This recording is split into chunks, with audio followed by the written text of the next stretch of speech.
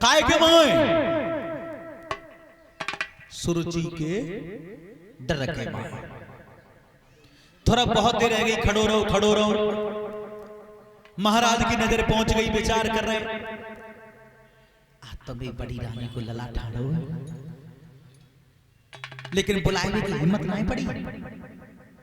सुरुचि के मोए कुल देर रह गई, ध्रुव खड़ो रहो। महाराज की फिर नजर गई, विचार कर रहे अभी गौ है, खड़ो है। अपने आप को जब महाराज रोक नहीं पाए, हृदय प्रफुल्लित हुआ है।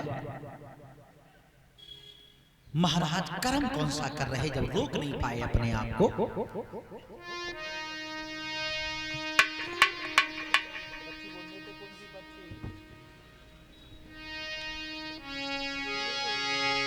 कि देखो राजकुमारी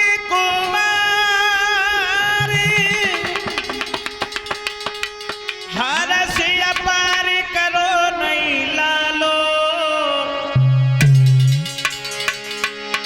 और अयोध्या के सतवादी ने बेटा को मारो जालो। अयोध्या के सतवादी ने बेटे दे दो जालो।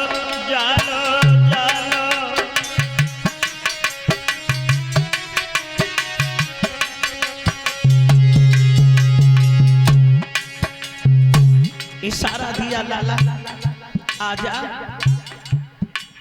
और जैसे इशारों मिलो तो रब तो जाई चारो तो कैसे करके पिताजी टेल ले। अरे धूल में सनी दो गात पकड़ की हाथ लला पुचकारो। लला अरे धूल में सनी दो गात पकड़ की हाथ लला पुचकारो।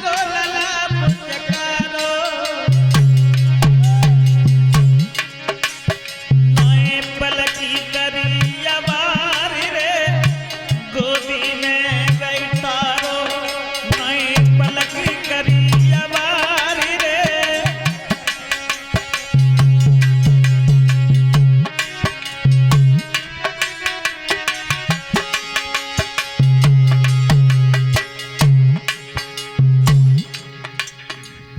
झारे पहुंच के गोदम बैठा ला, सबके मन की कर दी। सबकी यही इच्छा थी कि ध्रुव गोद में बैठ जाए। तबिया बांध गया थे सभा से, जय जय सब शब्द पुकारा। एक दिन आए सो राजा पे घर नहीं जन्मो राजकुमारी।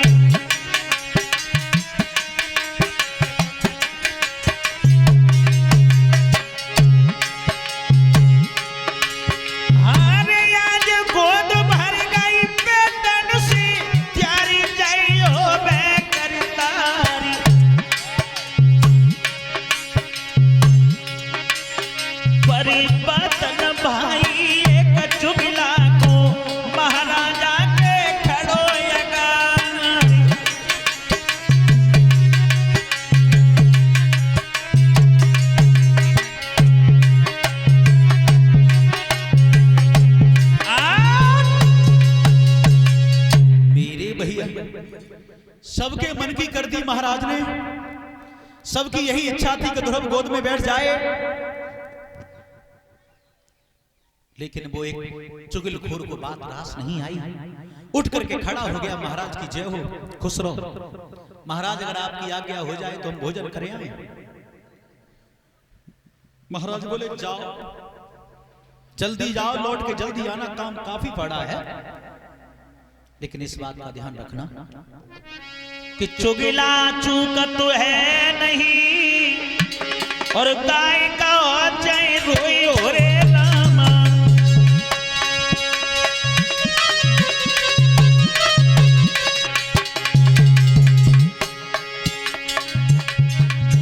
घर घर में फूट कराई दे, करे कके तो हो रे रामा।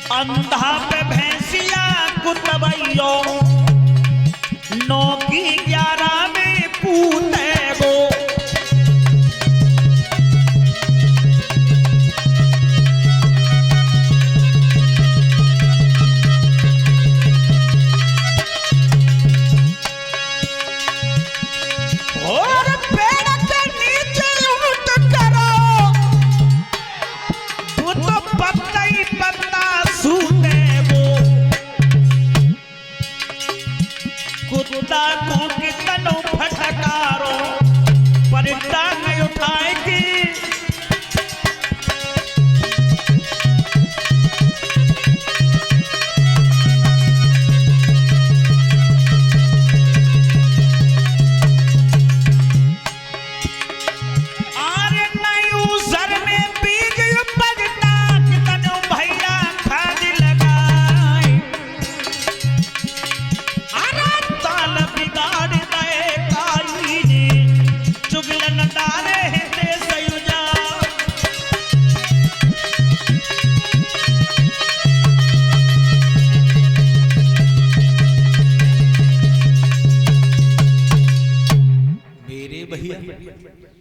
चुगलखोर को बात रास नहीं आई, जाकर के अपनी पत्नी से कह दिया, ओए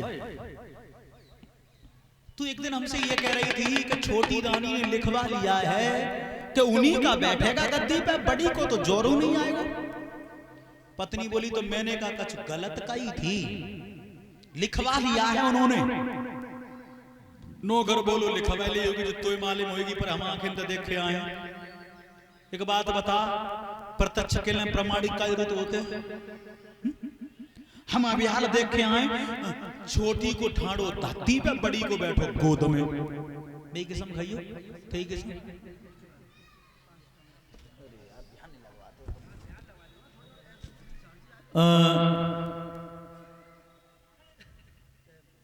जो नौकर ने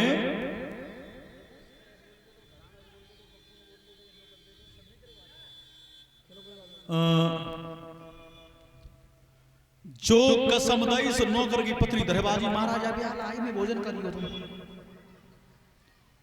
नौकर ने बहुत देरी रोकी, कहूं आग दे बे मन जाए। तब तक तो नौकर की पत्नी पहुंच गई सुरुचि के जोरा। महारानी गजब हुआ, क्या हुआ?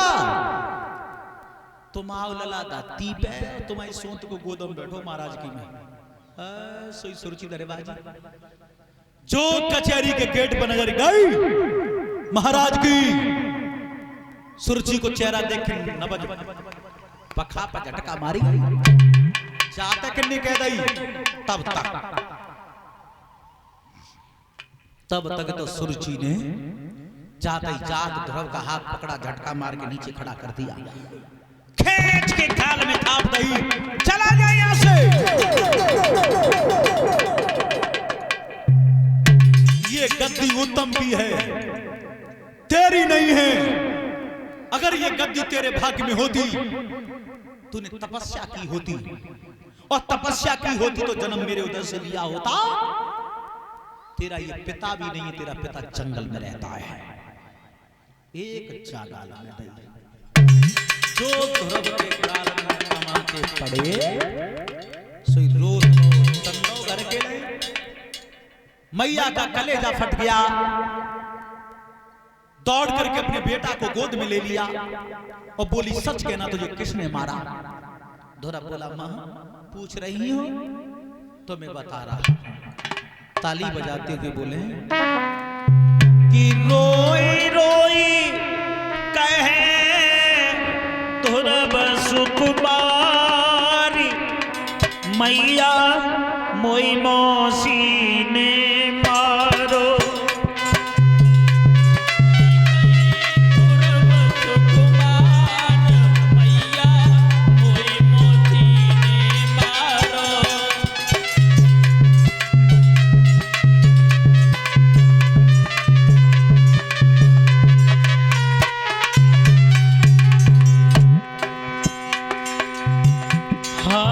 खेल रहे दो भैया और तब तक आई गई मैया।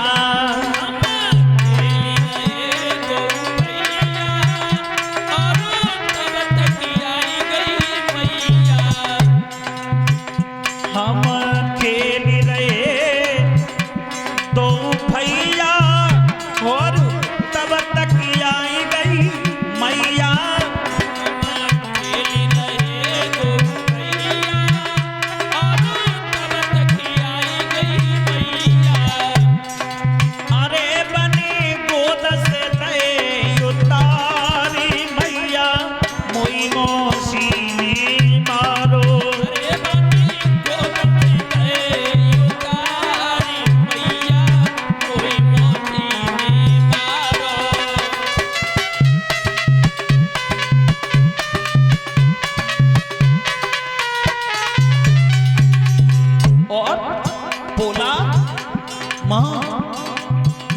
मौसी ने बड़ी अजीब बात कही है।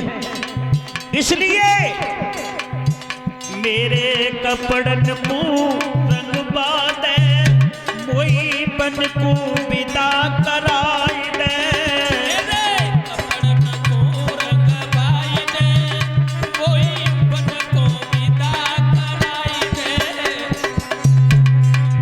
ओरी मौसी रूठ गो करतार मैया मोई मौसी ने मारो। अरे मोती रूठ गयो करतार मैया मोई मोती ने मारो।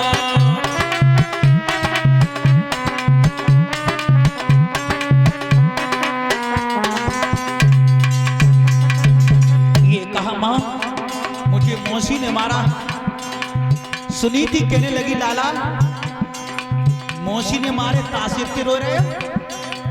मौसी और मां की मार बेटा के कभी लगती नहीं है। तुझे मौसी ने मारा इसलिए रो रहा है। दोहरा बोला दुख इस बात का नहीं है कि मुझे मौसी ने मारा, दुख तो एक दूसरी बात का हुआ।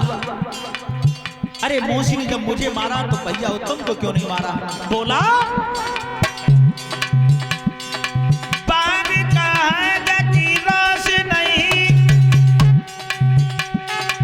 किलो कहा जब तो बन खाई कुआ कहा जकी पार नहीं पानी भर दे कामिन नोए आई।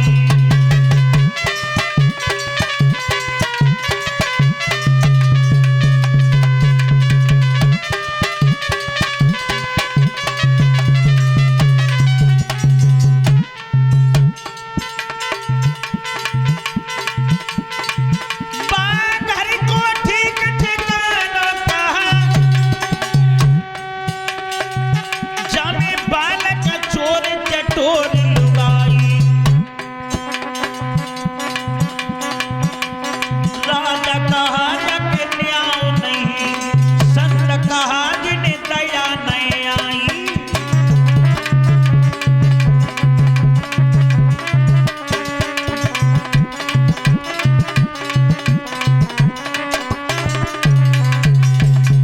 मां अरे पिताजी यहाँ के राजा थे उन्होंने कुछ क्यों नहीं कहा? अरे मौसी ने मुझे मारा तो भैया उत्तम को क्यों नहीं मारा? मुझे दुख इस बात का है पिताजी यहाँ के राजा थे वो कुछ नहीं कह पाए। मेरी मौसी ने कहा कि ये तेरा पिता नहीं, तेरा पिता जंगल में रहता है। मां क्या मेरा पिता सच में जंगल में ही रहता है? सुनीति बोली लाला जंगल में जो पिता रहता है तेरे अकेले का नहीं संसार का पिता है। दोहरा बोला मां तो संसार के पिता को ढूंढने के लिए जाऊंगा। संसार के पिता को तेरी चौखट पे ला करके खड़ा कर दूंगा। अगर ये काम न कर पाया तो मुझे अपना बेटा स्वीकार मत करना। और ये 50 रुपए का पुरस्कार आया है। रामवती बुआ जी की परनी 50 रुपया गए पटवाई। जिनने माने हमारो राखो पंजा रखे भगवती माई।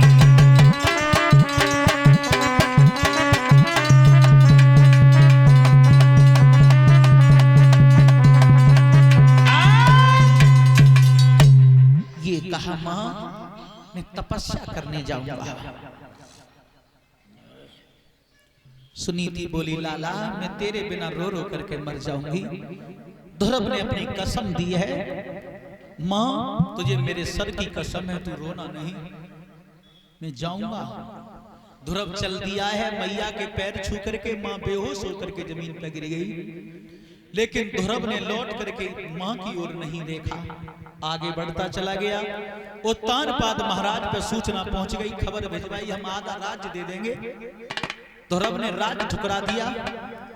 मन में ये हिम्मत बढ़ गई कि जब राम का नाम शुरू नहीं कर पाया है तब तक आधा राज मिलने लगा, जब प्राप्त कर लूंगा तब क्या क्या मिल जाएगा मुझे। जंगल में जैसे ही प्रवेश किया नारद से मुलाकात भई, पैर छुए ध्रुव ने। नारद ने पूछा तुम कौन हो? किसी को गुरु बनाया है? न, तो किसी को गुरु बना लेना। हाँ, अब मान गए? अब बैठ जाओ, जाइए। मेरे भैया अब बैठ जाओ आराम से। ध्रुव ने अपना परिचय दिया है, मेरा नाम ध्रुव है। नारद बोले कहां जा रहे हो? तपस्या करने जा रहा हूं बाबा। किसी को गुरु बना लिया है? ना, तो किसी को गुरु बना लेना। ध्रुव चल दिया। ठीक है बाबा, बना लूंगा। नारद विचार कर रहे जी तो पे मोते कह तो ना है कि तुम गुरु बन जाओ। और मैं कैसे कह दूं कि गुरु तुम बना ले? बात छोटी है ना। क्यों? देव ऋषि, देवताओं के ऋषि थे नारद। फिर आए चक्कर काट के लला कहा गुरु बना लियो। हाँ बाबा बना लूंगा। ध्रुव फिर आगे बढ़े, विचार कर रहे जिन आए कहेगो। फिर आए चक्कर काट के लगा किसी को गुरु बना लेना। ठीक है बाबा बना लूंगा। समझ गए जी वास्तव में ना कहेगो। तब कही आप गुरु तुम वो बना ले तो ध्रुव ने कि तुम बन जाओ, वो कोई परेशानी ना है। बस इतना ध्यान रखेंगे बट टाइम की कमी है। टाइम नहीं है मुझ पे कि सालिन रुकू तुम्हारी कुटिया पे लंगोटी धोत रहूं। ब्रह्म मुहूर्त लगते ही तपस्या करने बैठना है मुझे। नारद ने कही हम तो साल खांड बारे चेला बना लेते हैं, एक घड़ी बारे चेला बना लेते हैं। हवन रचाया जंगल में, पीपल आम कदम बरगद की लकड़ लाए, सामग्री देसी घी लाए गाय का। हवन रचाया, आहुति लगवाई ध्रुव पे, कान में 12 मंत्र दे दिया, ओम नमो भगवते वासुदेवाय। और सोई ध्रुव ने 5 छुए। गुरुजी अब तपस्या पूरी हो जाएगी बेटा। अगर तू अटल है अपनी जगह तपस्या पूर्ण हो जाएगी। जा वृंदावन में महावन के ऊंचे से टीला पर जाकर के तपस्या में बैठ गया है। तपस्या में लीन हुआ है। 6 महीने का समय निकाल दिया ध्रुव ने। 6 महीना व्यतीत हो गए तपस्या करते करते। वृक्ष पे उल्टा लटक गया तपस्या की। एक पैर पे खड़ा हो गया तपस्या की। ब्रह्मा जी आए, बत्स आंखें खोल ले। क्यों? समुद्र ऋषि आपसे कहते हैं? नहीं। संसारधीश आप हैं? नहीं। तो जाइए। ब्रह्मा जी लौट गए। भोले बाबा आए, बत्स आंखें खोल ले। काय को? संसारधीश आप हैं? ना। तो आप भी जाइए। पद्मासन लगा करके बैठ गया। सांस को खींच करके ब्रह्मांड में स्थापित कर दिया। न बाहर की हवा भीतर गई, न भीतर की बाहर। जो ध्यान केंद्रित हुआ, क्षीर सागर का पानी हिल गया। समझ गए विष्णु भगवान नंबर आ गया मेरा। चले हैं भगवान गरुड़ पर सवार होकर के। आवाज लगाई, बत्स आंखें खोल ले।